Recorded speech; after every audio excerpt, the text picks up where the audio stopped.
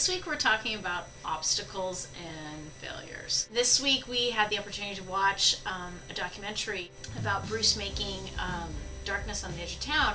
Bruce got a contract, started making albums. This was in the 70s. People made albums every year to 18 months back in those days.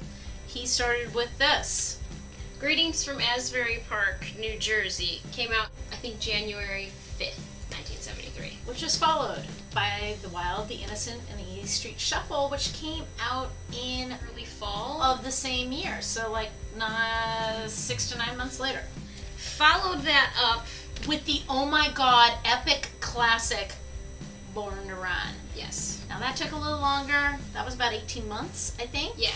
I think it was pretty shortly after Born to Run. Basically, while they were touring for Born to Run, it became clear that once they started to want to create a new album, that there were certain aspects of Springsteen's contract that weren't what they thought they were.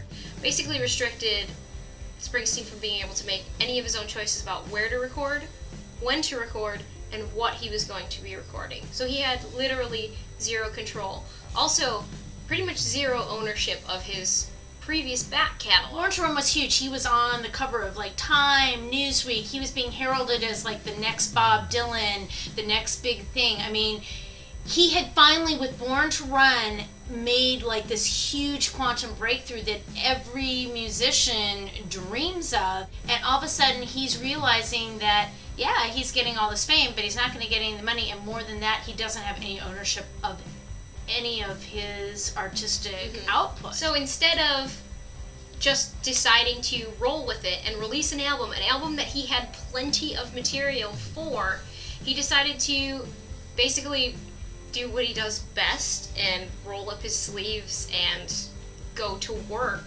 and fight for himself and for his career.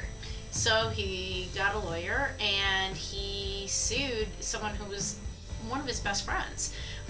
But because he felt that he could not continue in this way without losing something that was fundamental to his heart and soul, and he needed control of his own destiny, and it took him almost 3 years to win that. And during that time, they weren't able to record anything. So it was questionable to that point that Springsteen, in his choice to stop producing new music, was going to potentially kill his own career when he had... Pretty much he was written off. I can tell you that I recall this, that it was like a what happened to that guy? The basic terms was he basically won. He got to go back into the studio, which was the big thing.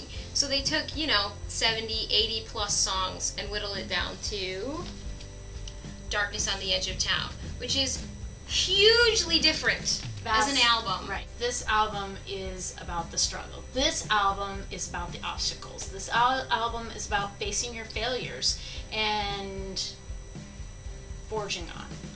A story that speaks to each of us, which for me is that you make compromises as an adult, and you make compromises in your work, you make compromises in your relationship, and you do these things because it's the mature thing to do, or it's the right thing to do, or maybe even because it's the easy thing to do. But every now and then you get to a certain point where you realize that you can't compromise further without losing some essence of your being. That there's a point beyond which you cannot go and be able to look at yourself in the mirror. I guess my thing about obstacles and failures is that sometimes you choose to fight certain fights because you know that you won't be able to live with yourself if you don't. And really, when we're talking about my divorce, that's what it came down to. A series of moments where I realized that I wouldn't be me anymore. And everybody comes up against that in different ways. The part that I wanted to highlight from this whole Springsteen parallel for our lives too was also that this journey is very important.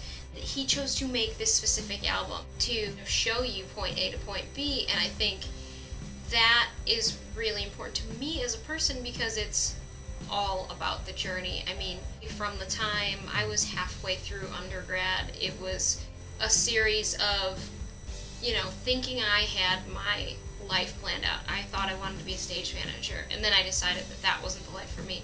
So I was going to teach, and I was basically yelled at and told that I could not become a teacher. From there, it's just, grad school, and then stopping grad school because of money, and then trying to get my dream job so that I have money to go to grad school and not getting that job.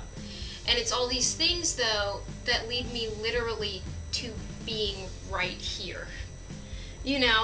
And while it sucks when you're in the middle of it a lot of the time, in the end, it's really the journey I've found eventually works itself out, even if it's just in the fact that you've learned from it.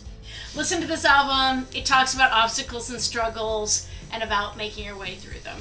I'm looking forward to hearing everybody else's stories for this week, and your guys' stories too.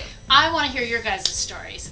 I think every life has a story, not just the famous ones on Biography. Yeah. So,